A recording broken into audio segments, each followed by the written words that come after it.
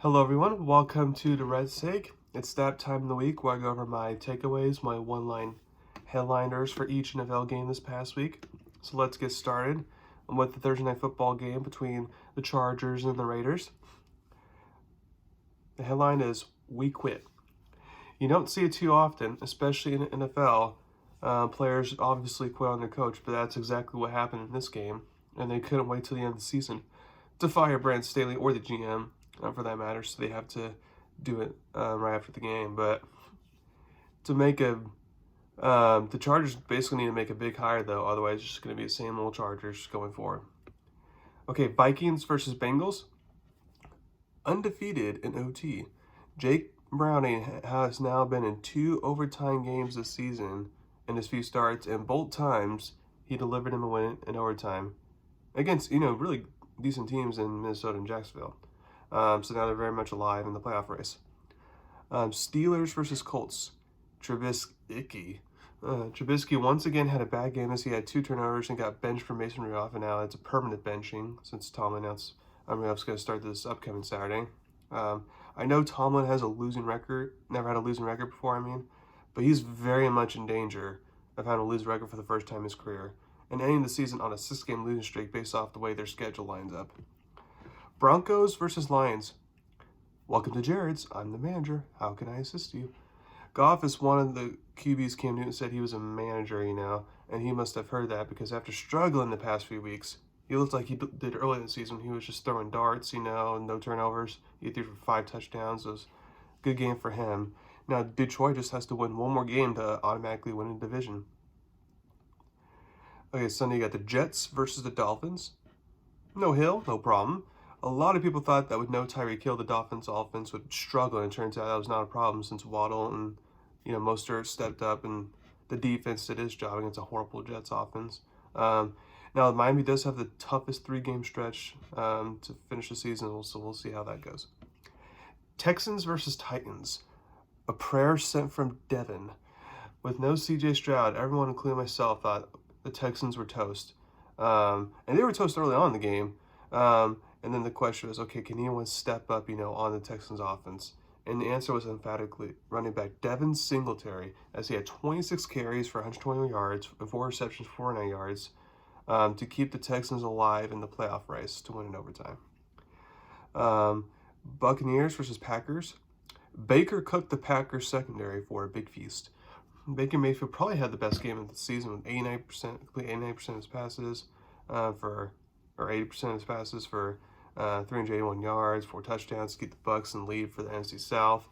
For the Packers, one more loss eliminates them for the playoffs, and with the strength of schedule for this final couple of games, it's just a disappointing finish for them, despite the team being young.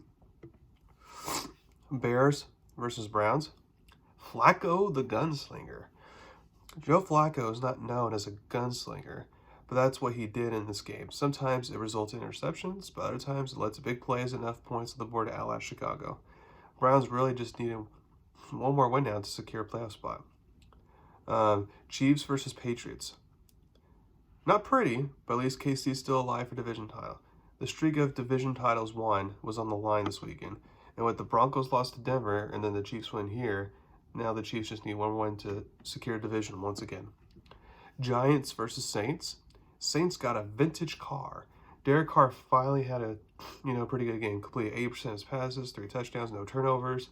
They got help with the Saints defense for the past 2 games. Finally looked like the Saints defense we all expect them to look like. 49ers versus Cardinals. A little scare, but all good. For a second, Brock Purdy got hurt, and Arizona made things interesting in the first half. But in the second half, Purdy was fine. The 49ers offense explosive, and they dominate like they should. Commanders versus Rams. Is there a quarterback controversy? After the game, Ron Rivera said that Sam Howell's still the starting quarterback, but the fact that Jacoby Brissett came in and almost got them a comeback win cannot be ignored. Now, the fact that they're out of the playoff means their decision is technically irrelevant what they want to do for the last couple of games. We'll see how long Sam Howell leashes next week. Cowboys versus Bills. Bills like that home cooking. Bills are 6-2 at home and 2-6 on the road, so not that good on the road, but at home they're good. And James Cook had a career best game with 178 rushing yards, a touchdown, also had 42 receiving yards, a touchdown. on a game where Josh Allen didn't have to do much. I'm very disappointed in Dan Quinn there, the Cowboys defense coordinator, for not game adjusting, but also Cowboys are just not built to stop the run, they're built to stop the pass, which is a problem for them.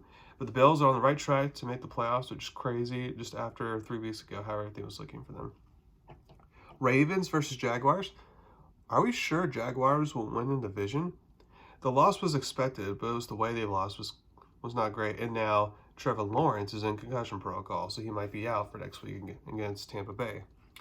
I think Jacksonville might end up being the opposite of last year, where they started off bad and ended strong. Well, this year looks like they're starting off strong but ending bad, because I think especially if they lose another game with Trevor Lawrence out, then Houston and Indy can easily take advantage and they could possibly win the division, which is crazy. Okay, and then last night's game between the Eagles versus Seahawks. Drew unlocked his potential.